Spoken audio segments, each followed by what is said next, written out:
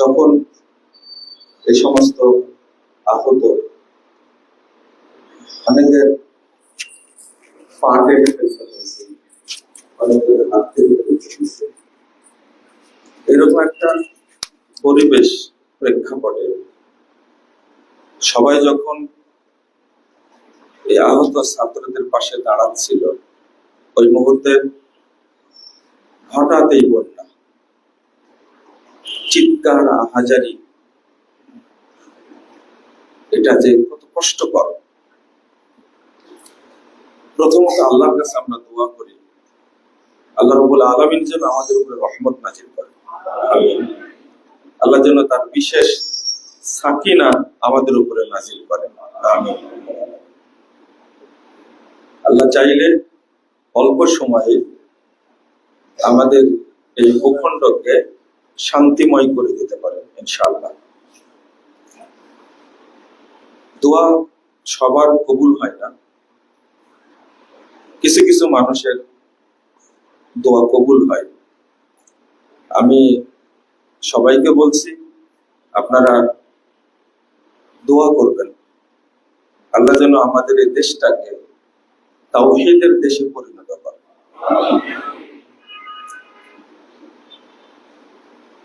অনেকেই এমন একটা অবস্থায় চিন্তা করছেন যে ইসলামের আদতে কিভাবে দেশটা পরিচালনা করা যায়। যারা দিনদার মানুষ তারা তো অবশ্যই চিন্তা করছেন, আর যারা ইসলামকে ভালোবাসেন, ধর্ম ভীরু না হলেও ধর্মপ্রাণ, তারাও মনে করেন যদি ইসলামের আলোকে দেশটা শাসিত হতো কতই না ভালো হতো। কিন্তু ওই বুঝটা আমাদের মধ্যে নেই। থাকলে আল্লাহ রাব্বুল আলামিন নিজেই আমাদেরকে নিরাপত্তা দান করতেন। আল্লাহ বলছেন, আল্লাযীনা আমানু ওয়া লাম ইয়ালবিসু ঈমানাহুম বিযুলমিন উলাইকা লাহুমুল আমনু ওয়া হুম মুহতাদুন। সূরা আনাম 82 নম্বর আয়াত। যারা ঈমান এনেছে, ওয়া লাম ইয়ালবিসু ঈমানাহুম বিযুলমিন, আর ঈমানকে শিরকের সাথে মিশ্রিত করেনি।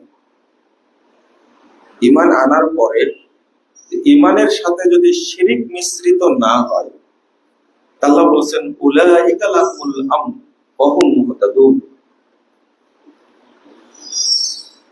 আল্লাহর পক্ষ থেকে তাদের জন্য এই দুনিয়াতে এবং কিয়ামতের মাঠে নিরাপত্তা রয়েছে তাদের জন্য।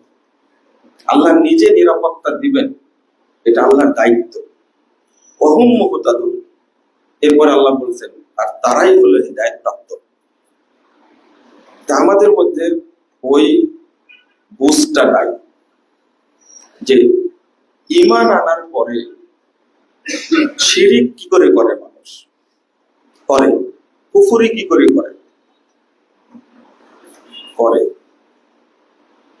যখনই ঈমানের সাথে কুফর মিশ্রিত হয়, তাওহীদের সাথে যখনই তাগুত মিশ্রিত হয় এবং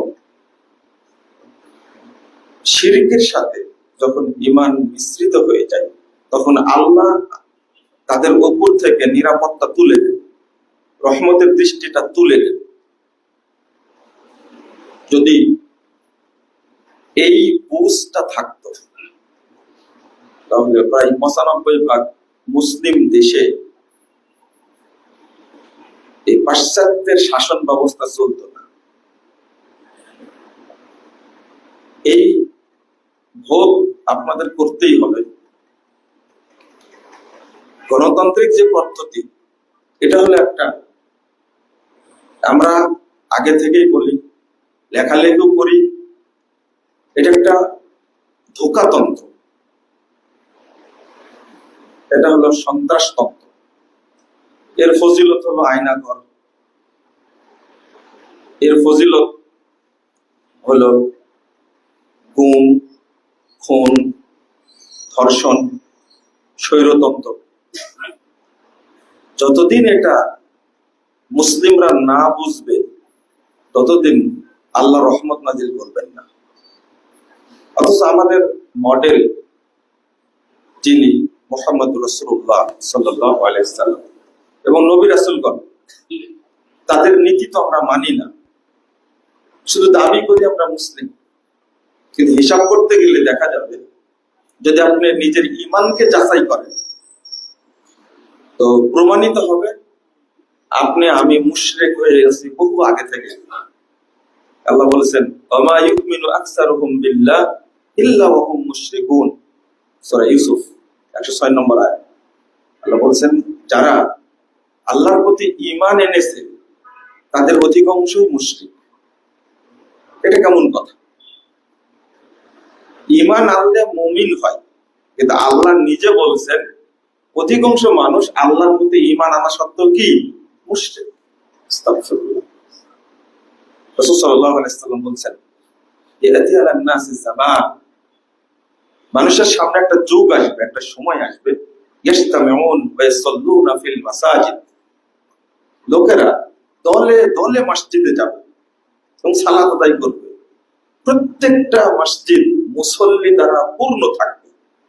আজকে যান যতগুলো মসজিদ আছে ঢাকা শহরে, মুসল্লি ধরবে না, এত মুসল্লি। ইয়াসতামিউন ওয়া ইয়াসাল্লুনা ফিল মাসাজিদ, প্রত্যেকটা মসজিদ মুসল্লি দ্বারা পূর্ণ থাকবে। ওয়ালাইসা ফীহি মুমিন, কিন্তু কোন মসজিদে একজন ঈমানদার পাওয়া যাবে না। ৩০,৯৯৯ নম্বর হাদিস, মুসান্নাফ ইবনে আবি শাইবার মধ্যে এসেছে। তা আপনি যাবেন কোথায়? একদিকে আল্লাহ নিজেই বলছেন ঈমান আনা সত্ত্বেও সব মুশরিক, অধিকাংশই মুশরিক। রাসূল সাল্লাল্লাহু আলাইহি সাল্লাম বলছেন যে নামাজ পড়বে কিন্তু সব কি বেঈমান। মানে নামাজ পড়ছে সবাই, কিন্তু কি নাই? ওযু নাই। ওযুবিহীন যদি 1 কোটি মসজিদের মুসল্লি নামাজ পড়ে, কবুল হবে? ওযুবিহীন নামাজ কোনোদিন কবুল হবে? ঈমানবিহীন নামাজ পড়লে কোনো লাভ হবে না। মুসল্লি আছে কিন্তু মুমিন নাই, কি আশ্চর্য ব্যাপার! তা আমাদের অবস্থাটা এইরকম কেন? এই যে ইসলাম আল্লাহর পক্ষ থেকে দেওয়া একটা জীবন বিধান, তাকে আমরা ধর্ম বানাই দিচ্ছি। হিন্দু ধর্ম, খ্রিস্টান ধর্ম, ইহুদি ধর্ম, বৌদ্ধ ধর্ম। ইসলামও ঠিক আমাদের ধর্ম। আমরা ইসলামকে ধর্ম বলি না, এটা ধর্ম না, এটা একটা জীবন বিধান, এটা দ্বীন। আল্লাহ বলছেন, ইন্নাদ দীনা ইনদাল্লাহিল ইসলাম, একমাত্র মনোনীত দ্বীন হলো আল্লাহর কাছে কি? ইসলাম। 85 নম্বর আয়াত সূরা আল ইমরান, একই সূরা 19 নম্বর আয়াত 85 নম্বর আয়াত। আল্লাহ বলছেন, ওয়ামাইয়াবতা গায়রাল ইসলামি দীনা ফালাই ইউকবালা মিন, ইসলাম ছাড়া কোন ধর্ম, দর্শন, থিওরি, মতবাদ, ইজম, মাযহাব, তরিকা যেটাই আমি অনুসরণ করতে চাই, এটা আল্লাহর কাছে কবুল হবে না, কবুল করা হবে না। ওয়া ফিল আখিরাতি মিনাল খাসিরিন, সে পরকালে জাহান্নামীদের অন্তর্ভুক্ত হবে, জাহান্নামে যাবে। বরং রাসূলুল্লাহ সাল্লাল্লাহু আলাইহি ওয়াসাল্লামের উপরে আল্লাহর নির্দেশ ছিল কি? ওয়াল্লাযী আরসালা রাসূলাহু বিল হুদা ওয়া দীনিল হক লিইয়ুযহিরাহু আলা দ্বীনি কুল্লি। এই প্রচলিত ধর্মগুলো আগেও তো সমাজে চালু ছিল। ইহুদি ধর্ম চালু ছিল না, বৌদ্ধ ধর্ম চালু ছিল না, সবই চালু ছিল। জাহেলি তন্ত্র চালু ছিল। আল্লাহ নির্দেশ দিয়ে বলছেন, ওয়াল্লাযী আরসালা রাসূলাহু বিল হুদা ওয়া দীনিল হক, রাসূলকে আল্লাহ পাঠিয়েছেন সত্য দ্বীন দ্বারা, হেদায়েত দ্বারা, লিইয়ুযহিরা আলা দ্বীনি কুল্লি, যত দ্বীন, ধর্ম, মাযহাব, মতবাদ আছে সবগুলোর উপরে ইসলামকে বিজয়ী করার জন্য। ওয়ালাউ কারিহাল মুশরিকুন, যদিও মুশরিকরা তাদের অপছন্দ করে। যারা আজকে সব দিন, সব ধর্ম, মতবাদকে ডিলিট করতে, অবজ্ঞা করতে, প্রত্যাখ্যান করতে অপছন্দ করে তারাই মুশরিক। আপনি বলবেন যে কেন বাবা, ইসলামের সাথে একটু গণতন্ত্রকে মিশায়া কাজ করলে সমস্যা কি? এত কঠোর কেন? জাতীয়তাবাদ, ন্যাশনালিজম তাকে বলছে, সেকুলারিজম, এই এক একটা সব কুফরি তন্ত্র। যতদিন এটা মাথায় না ঢুকবে, গণতন্ত্র বললাম একটা ধোকাতন্ত্র, কুফরি তন্ত্র। এই যে কিছুদিনের জন্য আসছে, 6 মাস থাকবে না 6 বছর থাকবে আল্লাহ ভালো জানে, এরপরে কিন্তু আবারও আসবে ধারাবাহিকতা ওইটাই। এই গণতন্ত্রের ছোঁয়া আলহামদুলিল্লাহ সৌদি আরবে এখনো লাগেনি, এখনো কুয়েতে লাগেনি, দুবাই লাগেনি। আপনার কাছে এই রাষ্ট্রগুলো অ্যালার্জি হলেও আপনার এই সোনার গণতন্ত্রের সোনার দেশের চেয়ে অনেক ভালো আছে, অনেক ভালো আছে আলহামদুলিল্লাহ। আপনারা না বোঝার কারণে এই অ্যালার্জি আপনাদের মধ্যে এক শ্রেণীর ইসলামপন্থী তৈরি করেছে। সৌদি বিদ্বেষ, সৌদি আলেম বিদ্বেষ, এগুলো তৈরি করেছে এক শ্রেণীর টুপিওয়ালা। ওদের কাজ হলো সারাদিন সৌদি আরবকে গালিগালাজ করা। কিন্তু সৌদি আরবের রীতিটা আপনার বুঝতে অনেক ভুল হয়েছে। সৌদি যারা সৌদি বিদ্বেষী যারা, তারা হলো ইরান পন্থী, তারা হলো তালেবান পন্থী। ইরানি শিয়া আকিদার সাথে সুন্নিদের সালাফি আকিদার কোন সম্পর্ক আছে? আপনার ঈমান সেই জায়গায় শেষ। যারা বিশ্বাস করে কোরআন বিকৃত, নাউযুবিল্লাহ, আস্তাগফিরুল্লাহ। ইরানে যে কোরআন দ্বারা শাসন করা হয়, এই কোরআনটা হলো 90 পারা, আর আমরা আল্লাহর পক্ষ থেকে যে কোরআন পেয়েছি সেটা কয় পারা? 30 পারা। আপনি এখানে তো ঈমান শেষ। আমাদের কোরআনের আয়াত হলো 6000, কত 236টা, আর তাদের কোরআনের আয়াত হলো 17,000। কত হলো? 3 ভাগের 2 ভাগ বেশি হয়ে গেল না? চিন্তা করেন, তার নিজেরা গর্বের সাথে লিখছে। ইরানি লোকেরা আকিদা হলো রাফেজি আকিদা, আর ওই বিপ্লব আপনি চাচ্ছেন সৌদি আরবের সাথে দ্বন্দ্ব পাকায়া। নাউযুবিল্লাহ, আস্তাগফিরুল্লাহ। তারা মনে করে মা আয়েশা জিনা করেছিলেন, আর ওই জেনার শাস্তি ওদের 12 ইমামের শেষ ইমাম মরে গেছে, কিন্তু আকাশে লুকিয়ে আছে, সে নাজিল হয়ে আয়েশার কবর তুলে তাকে জেনার শাস্তি কার্যকর করবে। আস্তাগফিরুল্লাহ, আস্তাগফিরুল্লাহ। এই সমস্ত বাজে আকিদা মাত্র 5 জন সাহাবী ছাড়া বাকি সবাইকে এই ইরানের রাফেজিরা কাফের মনে করে। তো আমাদের বুঝটা এতটাই দুর্বল। আমাকে বলছেন একজন, এই আকিদা মানহাজের আর দাওয়াত কতদিন দিবেন, কখন ক্ষমতায় যাবেন? আমি বললাম যে আকিদা মানহাজের দাওয়াত দিতেই থাকবো। আল্লাহ যেদিন কবুল করবেন, এই ইসলাম, এই তাওহীদ ভিত্তিক ইসলাম রাষ্ট্র ক্ষমতা থেকে দেশকে, জনগণকে শাসন করবে, সেই দিন পর্যন্ত আমরা অপেক্ষা করব। যদিও 1000 বছর পার হয়ে যায়। 1000 বছর বাঁচবে কয়দিন আপনি? আমি বললাম যে 1000 বছর বলতে উদ্দেশ্য হলো নূহ আলাইহিস সালাতু ওয়াস সালাম, তিনি 950 বছর দাওয়াতি কাজ করেছেন, 950 বছর, কিন্তু তার ফল ছিল মাত্র 39 জন মানুষ। 41 জন মানুষ হেদায়েত পেয়েছিল, আল্লাহ হেদায়েত দান করেছিলেন 950 বছর দাওয়াত দিয়ে। অথচ এমন একজন নবী, তিনি বলেছেন আসরারতুল্লাহুম ওয়া আলানতুম, আমি গোপনে দাওয়াত দিয়েছি, প্রকাশ্যে দাওয়াত দিয়েছি, আমি রাতে দাওয়াত দিয়েছি, দিনে দাওয়াত দিয়েছি, কিন্তু আমার এই দাওয়াত তাদের কোনো উপকার করেনি।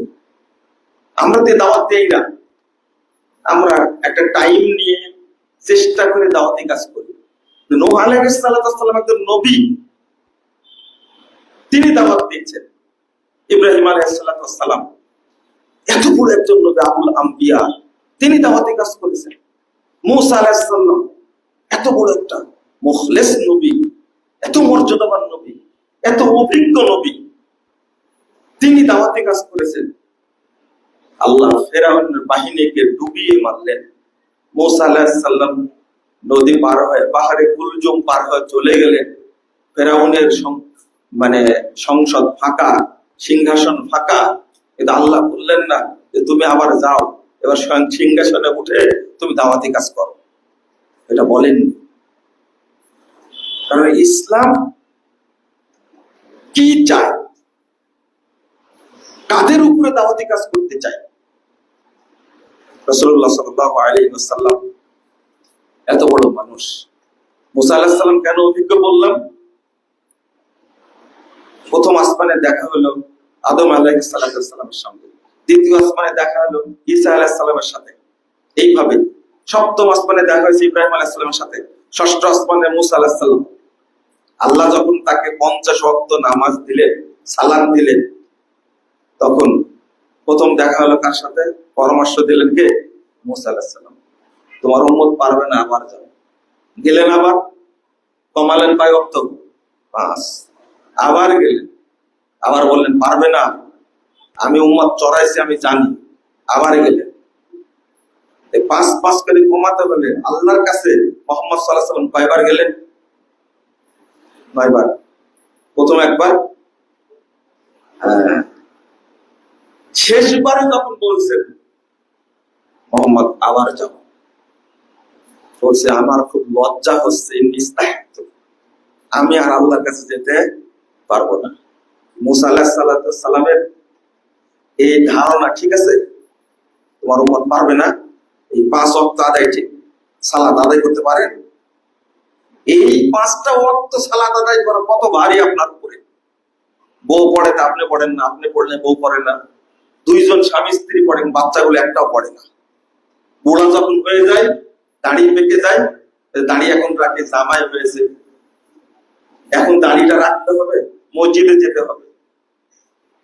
জীবনের 70 বছরে আপনার পেরিয়ে গেছে ইতিমধ্যে 50 বছর, 55 বছর পার হয়েছে, তারপরে কি আপনি সালাত শুরু করেন?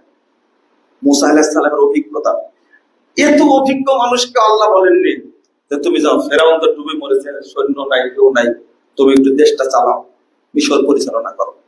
কেন? এর কারণটা কি? রাসূলুল্লাহ সাল্লাল্লাহু আলাইহি ওয়াসাল্লামকে বললেন, আমাদের তত্ত্বাবধায়ক সরকারে এখন হয়েছে কয়জন? 21 জন, আগে ছিল 17 জন। আজ থেকে 1500 বছর আগে আবু জাহাল, আবু লাহাব, এরা সবাই মিলে, 1 জন 2 জন না, 14 জন মিলে মিটিং করে আল্লাহ রাসূলের কাছে প্রস্তাব পাঠালো। দেখেন তো প্রস্তাবটা কেমন, ভালো করে শুনেন প্রস্তাবটা কেমন। আর প্রস্তাবটা কোন সময় পাঠালেন? যখন আল্লাহ রাসূলের উপরে, সাহাবীদের উপরে যে নির্যাতন চলছে। কি নির্যাতন? সে উটের বড়ি চাপিয়ে দিচ্ছে। উতবা বিন আবি মুঈত, এই বদমাশ মক্কার নেতা, ও আল্লাহ রাসূলের গলায় ফাঁস দিয়ে কাবা চত্বর ছেড়ে নিয়ে যাচ্ছে, মেরে ফেলে দেওয়ার জন্য। সহিহ বুখারীর হাদিস। আবার ঘাড়ের উপরে উঠে বসলো। রোদের মধ্যে বসে আছেন, পিছন থেকে গিয়ে আবু জাহাল মাথায় পাথর মেরে দিলেন, মরে যায় যেন মুহাম্মদ থাকতে না পারে। তায়েফে গেলেন, এমন আক্রমণ করলো, পাথর মারলো, তারা তায়েফে টিকতে পারেননি। এই অত্যাচারের সময় 2টা হাদিস আসছে। বাজারে গিয়ে বলছেন, ইয়া আইয়ুহান নাস কুলু লা ইলাহা ইল্লাল্লাহ তুফলিহু, তোমরা লা ইলাহা ইল্লাল্লাহ বলো, তাহলেই তোমরা দুনিয়াবি এবং পরকালের সাফল্য পাবে। এই কথা বলা মাত্র পিছন দিক থেকে আবু জাহাল মাটি মেরে দিল। আবু লাহাবও মারছে। আরেক জায়গায় আল্লাহ দাওয়াত দিচ্ছেন, আবু লাহাবকে তাকে মাটি মারছে। সাহাবীরা টিকতে পারছেন না। আবু বকরের উপর নির্যাতন হলো। খুব সম্ভ্রান্ত পরিবারের মানুষ আবু বকর রাদিয়াল্লাহু আনহু, সবচেয়ে ধনী মানুষ ছিলেন সেই সময়। তাকেও যখন মার দেওয়া হলো, তখন বলছে যে একটা আপোষে আসার দরকার, যাও মোহাম্মদের কাছে যাও। গিয়ে বলছে, ইয়া ইবনা আখি ইন তুরিদু মালান ফাজামানা আমওয়ালানা হাত্তা তাকুনা আকসারানা মালান। বাতিজা শোনো, তুমি যদি সম্পদ চাও তাহলে আমরা সব সম্পদ এক জায়গায় করব, তখন তুমি আমাদের মধ্যে সবচেয়ে বড় শিল্পপতি হয়ে যাবে।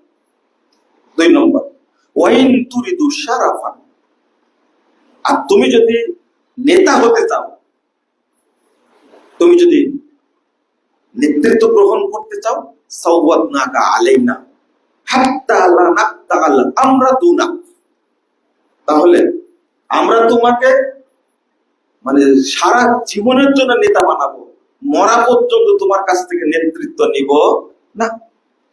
ওয়াইন তুরিদা মালিকা মালাকনা আলাইনা, আর তুমি যদি শাসক হতে চাও তাহলে আমরা তোমাকে রাষ্ট্রনায়ক বানাবো। কোনটা চাও? যদি সবগুলোই চাই, সবগুলোই করবো। রাসূল সাল্লাল্লাহু আলাইহি ওয়াসাল্লাম উত্তরে কি বলেছিলেন? বলছেন, মা বি মা তাকুলুনা মা জিতু বিমা জিতুকুম বি আতলুবু আমওয়ালা। শোনো চাচা, তোমাদের প্রস্তাবের সাথে আমার কোনো সম্পর্ক নেই।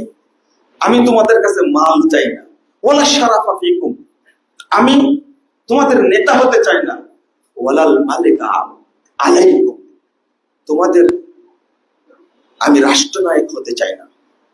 আচ্ছা, মক্কায় এই মানুষটি এইভাবে প্রস্তাব প্রত্যাখ্যান করলেন, ওই মানুষটাই যখন মদিনায় গেলেন তখন তিনি রাষ্ট্রনায়ক হয়ে গেলেন না কেন? কি কারণ? কারণ আমি এখন নেতা হয়ে কাদের নেতৃত্ব দেব?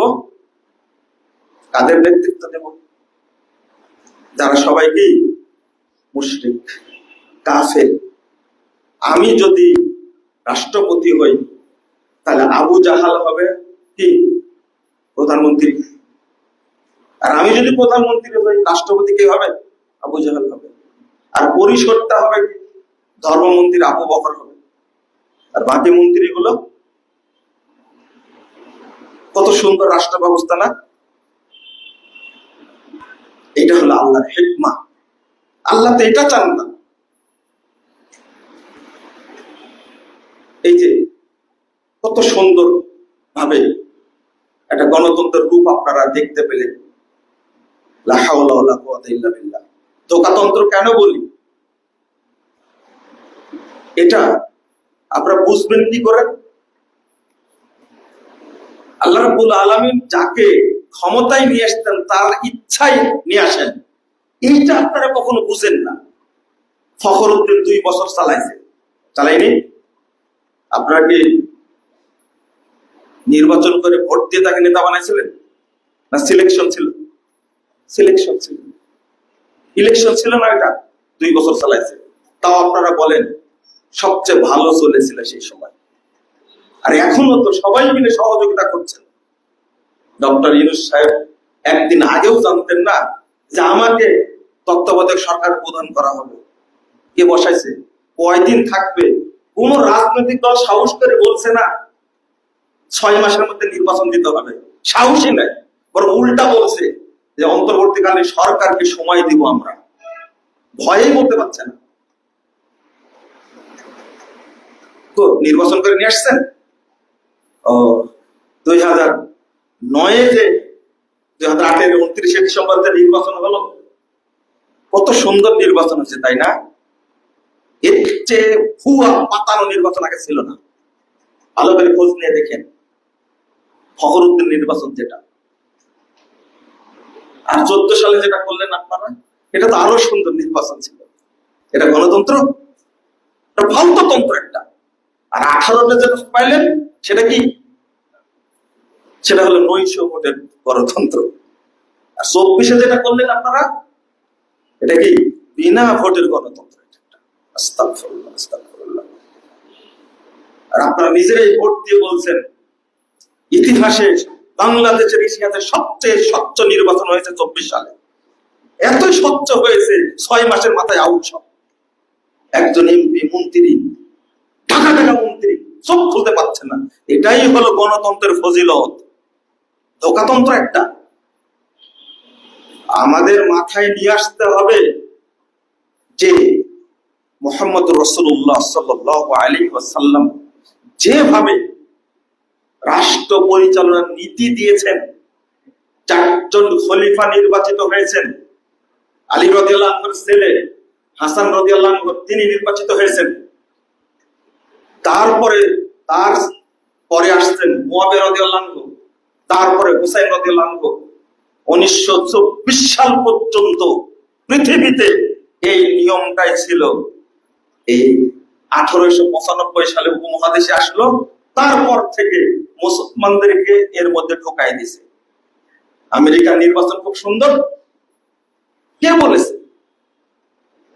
হ্যাঁ, আমেরিকা খুব সুন্দর, যাতে মাতাল তালে ঠিক। আমাদের মধ্যে যে গণতন্ত্র, আমেরিকায় সেটা নাই। এটা আপনাকে বোঝা উচিত। এইরকম সুরা পদ্ধতিতে ইসলামী রাষ্ট্র পরিচালিত হবে, জ্ঞানীদের মাধ্যমে। আমাদের ভোট দিয়েছে 50 জন ভিসি, বিশ্ববিদ্যালয়ের ভিসি 50 জন ভোট দিয়েছে। আর আপনাকে ভোট দিয়েছে 51 জন মুসি। বলেন তো চেয়ারম্যান কে হবে? মুসি চেয়ারম্যান হবে। কতদিন আগে ডক্টর ইকবাল বলে গেছেন, গোলাম পাকতে কারেছো কে খার ফিক্রি ইনসানি নামে আয়াত, ফার্সি কবিতা।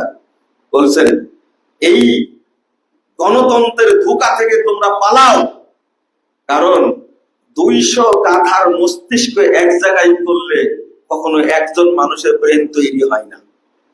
হবে তাই? আমেরিকায় ইলেকটোরাল ভোটে ক্ষমতা গঠিত হয়, আর বাংলাদেশের পচা গণতন্ত্র ক্ষমতা গঠিত হয়। আমেরিকা জাতে মাতাল তালে ঠিক, ওর দেশে চালু রাখছে ইলেকটোরাল। পপুলার ভোটের কোনো দাম নাই।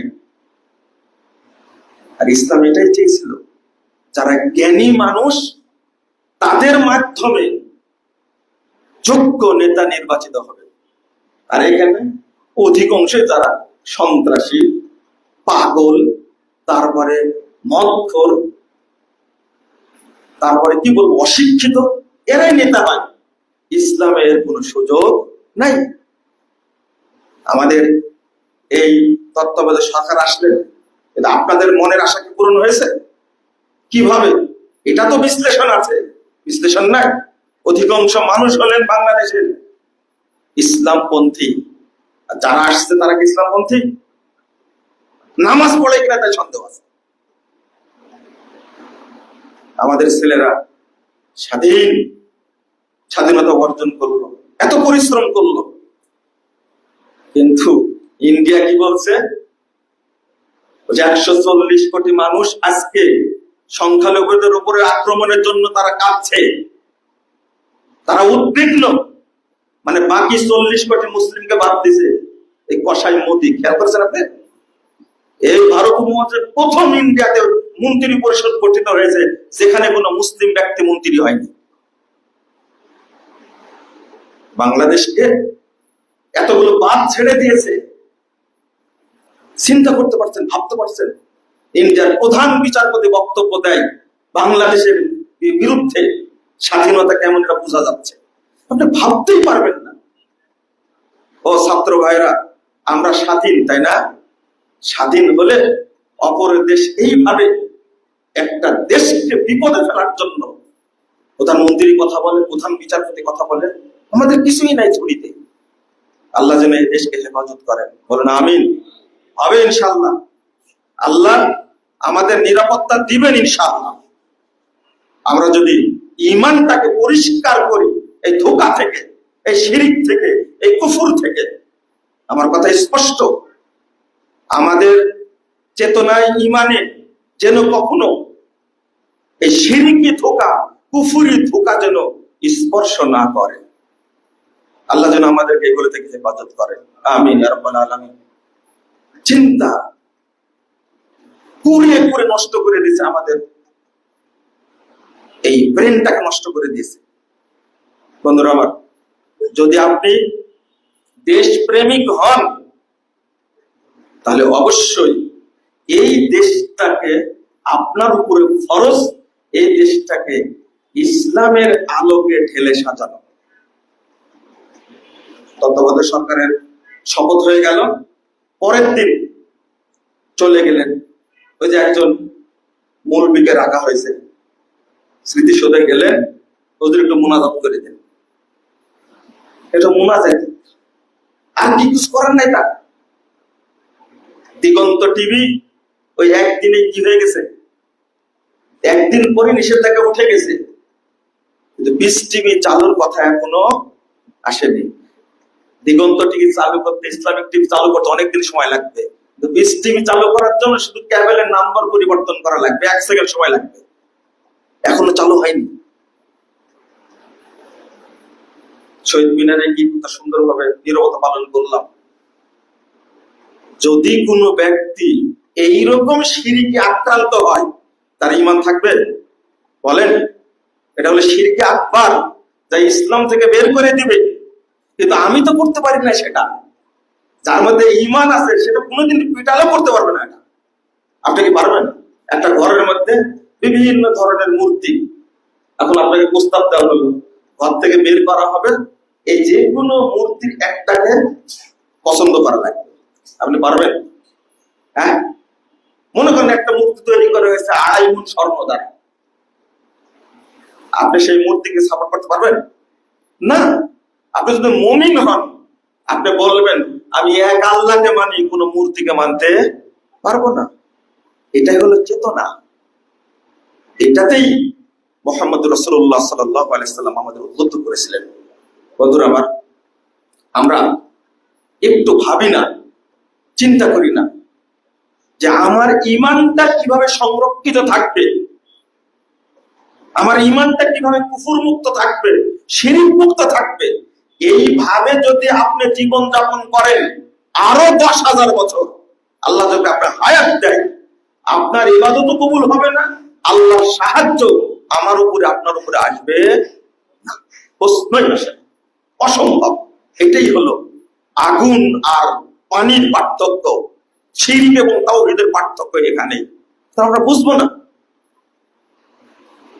আজকে আপনাদের বলবো, এই ক্রান্তিকাল চলছে, এই অবস্থায় আপনাদের যার যার সামর্থ্য আছে তা আপনারা নিয়ে মানুষের পাশে দাঁড়ান। এটা একটা ঈমানের অংশ। আল্লাহ বলছেন ওয়াহসিনু ইন্নাল্লাহা ইউহিব্বুল মুহসিনিন, তোমরা মানুষের প্রতি ইহসান করো, আল্লাহ রাব্বুল আলামিন ইহসানকারীদেরকে ভালোবাসেন। আল্লাহ বলছেন ইন তুবদু সাদাকাত ফানিম্মা হিয়া, যদি তারা সাদকা করে প্রকাশ্যে তাহলে সেটা ভালো, ওয়া ইন তুখফুহা ওয়া তুতুহাল ফুকারা ফাহুয়া খায়রুল লাকুম, আর যদি দরিদ্রদেরকে, অসহায় ব্যক্তিদেরকে গোপনে দেয় তাহলে ফাহুয়া খায়রুল লাকুম, এটা অতীব উত্তম। ইউকাফিরু আনকুম মিন সাইয়্যাতিকুম, 2 নম্বর কথা হলো আল্লাহ রাব্বুল আলামিন তাদের মধ্যে যে খারাপই আছে, অকল্যাণ আছে, আল্লাহ সবগুলোকে দূর করে দিবেন। একদিকে এটা হলো আল্লাহর কাছে উত্তম। এখন যদিও বা সব হয়েছে লোক দেখানো, একটা তানের বস্তা দিতে পারলে ছবি তুলে দিয়ে দেওয়া হবে, যুগটা এইরকম, আর মানুষও এইরকম, দিচ্ছে কিনা এটা দেখে। কেউ গোপনে কাজ করতে চাইলে সে করতে পারে না। এরপরেও বলবো, গোপনে করেন আর প্রকাশ্যে করেন, দয়া করে আপনারা মানুষের পাশে দাঁড়াবেন। কারণ এই নির্দেশটা আল্লাহ রাব্বুল আলামিনের পক্ষ থেকে। যারা মানুষকে সহায়তা করে না, মানুষের পাশে দাঁড়ায় না, এই যে মেডিকেলে কাতরাচ্ছে, একটা দরিদ্র মেয়ের বাচ্চা হবে, ডাক্তার বলছে সিজার করতে হবে, নরমাল হবে না, বা নরমাল হয়েছে, টাকার জন্য পারছে না। এত খারাপ লাগে একটা ছেলে গাইবান্ধা থেকে মাকে নিয়ে আসছে চিকিৎসা করার জন্য। আর আমরা এমন বিপদে আছি, যেহেতু কথা বলি, এই যে ভিডিও করে ছেড়ে দেয়, মানুষ আমাদের কাছে এসে বলে যে কিছু সাহায্য দেন না, কিন্তু আমাদের তো টাকা পয়সা নেই। মানুষের সাহায্য নিয়ে আমরা সেগুলো দেই, মানুষ ফোন দেয়। কত মানুষ যে কত অসহায় হয়ে আছে, এটা আপনি মাঠে না নামলে বুঝতে পারবেন না, এত কষ্টকর। লা হাওলা ওয়ালা কুওয়াতা ইল্লা বিল্লাহ। আল্লাহ রাব্বুল আলামিন বলছেন, পড়েছেন না, আরাইতাল্লাযী ইউকাযযিবু বিদ্দীন ফাযালিকাল্লাযী ইয়াদুল ইয়াতীম ওয়া লা ইয়াহুদ্দু আলা তুআমিল মিসকিন। কিয়ামতের মাঠে ওই ব্যক্তিও অপরাধী। আমরা খুতবা দিচ্ছি, আমরা উৎসাহিত করছি আপনাদেরকে, মিসকিন, দরিদ্র, দুস্থ, পীড়িত মানুষের পাশে দাঁড়ান। যদি এটাও না করি, তাহলে আল্লাহর কাছে আমি মুনাফিক হিসাবে উঠবো। একজন দিবে আর একজন উৎসাহিত করবে, ওয়ালা ইয়াহুদ্দু আলা তুআমিল মিসকিন। এই লোক মিসকিনকে খাবার দেওয়ার ব্যাপারে কি করেনি? উৎসাহিত করেনি। ওয়ালা তুকরিমুনাল ইয়াতীম ওয়ালা তাহাদ্দুনা আলা তুআমিল মিসকিন। এতিমকে সম্মান দেওয়ার কথা বলছেন। এই মুনাফিকরা এতিমকে সম্মান দেয়নি, মিসকিনকে খাবার দিতে উৎসাহিত করেনি। ওয়া তাকুলুনা তুরাসা আকলাল লাম্মা ওয়া তুহিব্বুনাল মালা হুব্বান জাম্মা। আল্লাহ বলছেন, তারা সম্পদ খেয়েছে আষ্টে পৃষ্ঠে সব মিলে, নিজেরটাও খেয়েছে, বোনেরটাও খেয়েছে, ভাইয়েরটাও খেয়েছে। এই আত্মসাৎকারী। ওয়া তুহিব্বুনাল মালা হুব্বান জাম্মা। তারা সম্পদকে এত ভালোবাসে, মনে করছে সম্পদই আমাদেরকে রক্ষা করবে। লা হাওলা ওয়ালা কুওয়াতা ইল্লা বিল্লাহ। কত আয়াত নেবে। আল্লাহ রাব্বুল আলামিন বলছেন, এই মুনাফিকরা যখন মারা যাবে, আপনার সম্পদ আছে কিন্তু আপনি মানুষের সহযোগিতা করার জন্য দাঁড়াচ্ছেন না, যাচ্ছেন না। প্রথমত, কাল কিয়ামতের মাঠে আল্লাহ রাব্বুল আলামিন আপনার বিরুদ্ধে বাদী হবেন। 2699 নম্বর হাদিস সহিহ মুসলিমের মধ্যে এসেছে। রাসূল সাল্লাল্লাহু আলাইহি ওয়াসাল্লাম বলছেন, কিয়ামতের দিন আল্লাহ বলবেন, ইয়া ইবনে আদম ইন্নী মারিস্তু ফালাম তাউদ্নি। হে আদম সন্তান, আমি অসুস্থ ছিলাম, তুমি আমাকে সেবা দাওনি, আমার সেবা করোনি। বলবে, কাইফা আউযু ওয়া আনতা রাব্বুল আলামিন। আল্লাহ, আপনি তো জগৎ সমূহের রব, আপনার সেবা করবো কি করে? আপনি অসুস্থ হয়ে গেলেন। আল্লাহ বলবেন, কেন? আমার অমুক বান্দা অসুস্থ হয়ে কাতরাচ্ছিল, তুমি যদি তার কাছে যেতে, তাহলে আজকে তুমি আমাকে তোমার পাশে পেতে। তাহলে ওই অসুস্থ ব্যক্তির পক্ষে বাদী হলেন কে? আল্লাহ। আল্লাহ যদি কারো বিপক্ষে বাদী হন, তাহলে কিয়ামতের মাঠে মুক্তির কোন সুযোগ আছে? কোনো সুযোগ নাই। আরেকজনকে বলবেন, হে ইবনে আদম ইন্নী ইসতামতাতু, আমি তোমার কাছে খাবার চেয়েছিলাম, পেটে খাবার ছিল না, কিন্তু তুমি আমাকে খাবার দাওনি। একই কথা বলবে, আপনাকে কিভাবে খাওয়াবো? আল্লাহ বলবেন, আমার অমুক বান্দা না খেয়েছিল, রাত চলে গেছে, দিন চলে গেছে, 2 দিন চলে গেছে, পেটে খাবার ছিল না, কিন্তু তুমি আমার ওই বান্দাকে খাবার দাওনি। আল্লাহ বাদী হয়ে গেছে। আমি পানি চেয়েছিলাম, আজকে পানিতে সব টইটুকুর ভর্তি, কিন্তু পান করার মতো পানি নাই, খাবে সেই পানি নাই। যদি এটা বাস্তবতা, যদি আপনার সামর্থ্য থাকে যে আমি 5 বোতল পানি দিতে পারবো, আপনি দেন। আপনি একটু ওষুধ দিতে পারবেন, আপনি দেন। সিলেটে গিয়েছি, তারপরে কুড়িগ্রাম, লালমনিরহাট, নীলফামারী, গাইবান্ধা, সুন্দরগঞ্জ, 2 ঘন্টা নৌকা চালিয়ে যাওয়ার পরে দেখছি সেই জায়গায় গ্রাম পানিতে ভাসছে, ছোট ছোট বাচ্চা নিয়ে তারা কিভাবে বসবাস করছে। ট্যাবলেট নিয়ে গেছি, পানি দিয়ে পানিটা শোধন করে খাবে, এই জিনিসটাও তাদের নাই। কান্না, হাহাকার আর চিৎকার। আমি সেই দিন বুঝেছি যে মানুষের পানিটা কত জরুরি। আমরা যদি না দাঁড়াই, একটা হাদিস আসছে রাসূল সাল্লাল্লাহু আলাইহি সাল্লাম বলেছেন, কিয়ামতের মাঠে কুল্লু মুতাআল্লিকিন কুল্লু মুতাকাল্লিবিন জাহিল। আল্লাহু আকবার। কাল কিয়ামতের মাঠে প্রত্যেক ব্যক্তি তার পরশের কারণে বন্দিত্ব গ্রহণ করবে, আটক রাখা হবে, আটক থাকবে। প্রত্যেক ব্যক্তি বলবে, ইয়া রাব সাল ও লিমাযা আগলাকা আননি বাবি ওয়া ফাযা ওয়া মানানি ফাদলা। আল্লাহ, ওকে জিজ্ঞেস করেন তো, ওকে আপনি জিজ্ঞেস করেন কেন তার দরজা বন্ধ রেখেছিল আমার থেকে, তার দরজার সামনে আমাকে যেতে দেয়নি, আমার খাবারের দরকার ছিল, ওয়ামানানি ফাসলা, তার অতিরিক্ত ছিল কিন্তু আমাকে অতিরিক্ত থেকে বঞ্চিত করেছে কি জন্য? আল্লাহ তাকে আজকে জিজ্ঞেস করুন।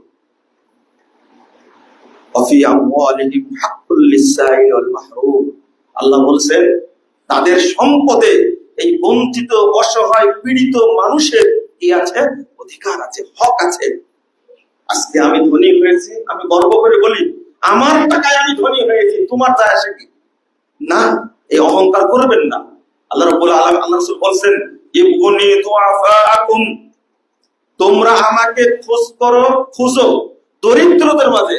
ফাইন্নামা তুরযাকুনা ওয়া তুনসারুনা বিদুআফাইকুম, কারণ তোমাদের উপরে আল্লাহর সাহায্য নেমে আসে, আল্লাহ তোমাদেরকে রিজিক দান করেন ওই সমস্ত অসহায়, অসুস্থ, দুস্থ মানুষের কারণে আল্লাহ রিজিক দান করেন। আমি ধনী হয়েছি এটা আমার ক্রেডিট না, এটা আমাকে ধনী করেছেন, আমার সম্পদ থেকে যেন ওই অসহায় মানুষদেরকে আমি বিতরণ করি। কিন্তু আমি আজকে গর্ব করে বলছি, এই গর্ব থাকবে না কিয়ামতের মাঠে। আল্লাহ রাব্বুল আলামিন বলেছেন, যখন মারা যাবে এই সমস্ত মুনাফিকরা, ইয়াদরিবুনা বুজুহাহুম ওয়া আদবারহুম ওয়া যুকু আযাবাল হারিক। আল্লাহ বলেছেন, ফেরেশতারা আসমান থেকে, অসংখ্য ফেরেশতা আসমান থেকে তাদের পেটে এবং পিঠে মারতে থাকবে, মুখে মারবে, পিঠে মারবে। যুকু আযাবাল হারিক, যখন পিঠে চিৎকার করবে আর আল্লাহর কাছে বলবে, হাত্তা ইজা জাআতুহুমুল মাউত ক্বালা রাব্বিরজিউন, আল্লাহর কাছে বলবে, আল্লাহ মৃত্যু চলে এসে তুমি আবার দুনিয়াতে ফেরত দাও, লাআল্লি আমালু সালিহান ফীমা তারাক, আমি ওই আমলটা করব যে আমলটা করতে পারিনি। ইনফাক ফি সাবিলিল্লাহ, বখিল মুনাফিক সব ইবাদত করেছে কিন্তু দান, সাদাকা, যাকাতের যে অংশ সেইটা মানুষকে দেয়নি। এখন বলছে, আল্লাহ একটু দুনিয়াতে ফেরত দাও, আমি দান করে আসবো, তুমি আমাকে ফেরত দাও। আল্লাহ ধমক দিয়ে বলবেন, কাল্লা ইন্নাহা কালিমাতুন হুয়া কায়িলুহা, এটা ওর কথার কথা মাত্র, ও ধোঁকাবাজ। আল্লাহ বলছেন, ওয়ানফিকু মিম্মা রাযাকনাকুম মিন ক্বাবলি আন ইয়াতিয়া আহাদাকুমুল মাউত ফায়াকুলু রাব্বি লাউলা আখখারতানি ইলা আজালিন করিব, মৃত্যু আসার আগেই আমি যা দিয়েছি তার থেকে তোমরা দান করো। যখন মৃত্যু চলে আসবে তখন বলবে, রব্বি লাউলা আখখারতানি ইলা আজালিন করিব, আল্লাহ একটু সময় দাও, আল্লাহ একটু সময় দাও। দেখেন, আল্লাহ যখন দুনিয়াতে ফেরত দিল না, আবার দাবি করছে, আল্লাহ একটু সময় দাও, ফাসাদদাকা ওয়া কুম মিনাস সালিহিন, আমি কি করব? সাদকা করব এবং সৎ বান্দাদের অন্তর্ভুক্ত হয়ে যাব। আল্লাহ সময় দিবেন, ওয়ালা ইউআখিরুল্লাহু নাফসান ইযা জাআ আজালুহা, আর সময় দিবে না। কিয়ামতের মাঠের অবস্থা আরো ভয়াবহ। আজকে 5টা টাকা 10টা টাকা দেয় না গরিবকে। আমরা তো বুঝি, আপনিও বোঝার চেষ্টা করেন। 110 জন ইতিম আমার তত্ত্বাবধানে পরিচালিত হয়। একটা দৃশ্য বারবার মনে আসে, বাপওয়ালা বাচ্চাগুলো যেগুলো যখন দেখতে আসে মাদ্রাসায়, তখন কিছু না কিছু ফলমূল নিয়ে আসে, কিন্তু ইতিম বাচ্চাদের কেউ দেখতেও আসে না, কেউ দেখতে আসে না। আপনি নিজেরটাই মনে করেন, আপনার বাচ্চাটা বাড়িতে থাকলে বাড়িতে না আসা পর্যন্ত খেতে চায় না, না আব্বুর সাথে খাবো। কিন্তু এই এতিম বাচ্চাগুলো কাউকে আব্বু বলে ডাকতে পারে না। আব্বু না, আজকে আপনার সন্তান মারা গেলে, আপনি মারা গেলে আপনার সন্তানটা এতিম, কিন্তু এই ভাবনাটা আপনাকে ভাবতে হবে, চিন্তা করতে হবে।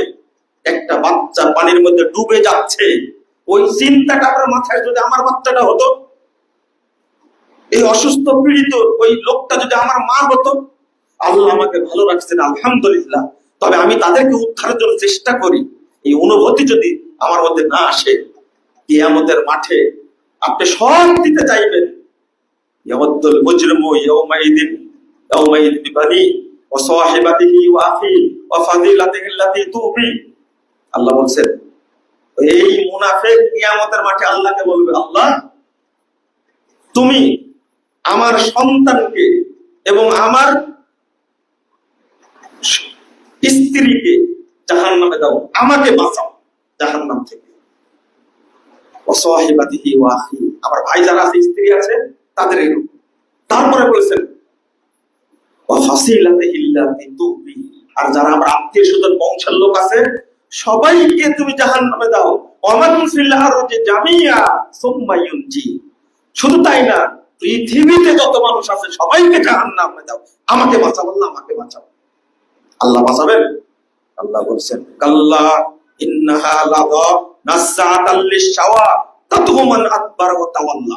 স্পষ্ট কথা, অসম্ভব। এটা লেলিহান শিখা, তোমার গোস্ত, তোমার মাথার গোস্ত ছিঁড়ে ছিঁড়ে শেষ করে দিবে। তুমি সম্পদ জমা করেছিলে, এই সম্পদকে সংরক্ষণ করার জন্য যাবতীয় ব্যবস্থা করেছিলে, কিন্তু আমাকে দান করনি, আজকে সব দিতে চাচ্ছে। বাংলাদেশের টাকা চুরি করতে করতে করতে দেশে রাখার জায়গা নাই, আরে যেখানে হাত দিচ্ছে সেখানে কোটি কোটি টাকা। দ্রব্যমূল্য ঊর্ধ্ব করতে মানুষের যে ত্রাহিত অবস্থা, যখন আমেরিকায় বাড়ি করে শেষ হয়ে গেছে, কানাডায় বাড়ি করে শেষ হয়ে গেছে, টাকা রাখার জায়গা নাই, তখন সুইস ব্যাংকে রাখছে টাকা। আল্লাহ জামা পাওয়া, জমাও করেছে টাকা, সংরক্ষণের ব্যবস্থাও করেছে। কত সুন্দর মিল। এদেরই অবস্থা হবে। বিলাল রাদিয়াল্লাহু আনহু একজন দরিদ্র মানুষ, তিনি যদি 2টা খেজুর রেখে আল্লাহ রাসূল তাকে যদি বলেন আমা খিফতা আনতাসমা বুখারান ফিন নার, বিলাল অসুস্থ মানুষ দেখতে গেছে, বিলাল রাদিয়াল্লাহু আনহু, আল্লাহ রাসূল দেখতে গেছেন তাকে, 2টা খেজুর বের করে দিয়েছেন। আল্লাহ রাসূল বলেছেন মাদা ইয়া বিলাল, বিলাল কি এই তামর ইদ্দা খাদ্য, আল্লাহ রাসূল একটা খেজুর আমি রেখে দিয়েছিলাম, অসুস্থ তো। তখন বলছেন তুমি কি জাহান্নামের যে তাপের শব্দ, এটা কি তোমার কানে ঢোকে না? একজন বেলালকে যদি জাহান্নামের হুমকি দেয় দরিদ্র অসহায় তার একজন গোলাম, তাহলে আমরা যারা হাজার হাজার কোটি টাকা জমা করে রেখেছি, 10টা 30টা 20টা ফ্ল্যাট তৈরি করে রেখেছি, লা হাওলা ওয়ালা কুওয়াতা ইল্লা বিল্লাহ, আমাদের কি হবে? আল্লাহ তুমি আমাদেরকে হেফাজত করো, আমিন ইয়া রাব্বাল আলামিন। এই দেশটাকে যেন আল্লাহ দুর্নীতির সবল থেকে আল্লাহ যেন মুক্ত করে দেন, বলুন আমিন। আল্লাহ না করলে আমরা পারবো না, আমাদের দোয়া করতে হবে। যারা অসহায় ব্যক্তি আছে তাদেরকে আপনারা সহযোগিতা করবেন, নিজেরা টিম গঠন করেন। আর যদি আপনার ভিতরে অলসতা থাকে তাহলে সেই অর্থ আমাদের কাছে দিন, আমরা মানুষদেরকে দিয়ে আসবো, কিন্তু সবাইকে এখানে অংশগ্রহণ করতে হবে, এটা আমার দাবি। আর এই আগ্রাসন থেকে যেন আল্লাহ আমাদেরকে হেফাজত করে, এই ষড়যন্ত্র থেকে যেন আল্লাহ হেফাজত করে। একটা ফোন আসছে এমন ভাবে, বাবরি মসজিদ ভেঙ্গে রাম মন্দির তৈরি করলো, তখন তাদের উদ্বিগ্ন হয়েছিল না। বাংলাদেশে একজন হিন্দু উপর আক্রমণ হয়নি। বাংলাদেশে কোন হিন্দুকে আমরা মুসলিমরা কখনো আক্রমণ করি না, আমরা তাদেরকে ভাই মনে করি। যারা সংখ্যালঘু বলে, এরা ভুল বলে, আমরা বলি তারা এই দেশেরই মানুষ, তারা বাংলাদেশি সংখ্যালঘু না।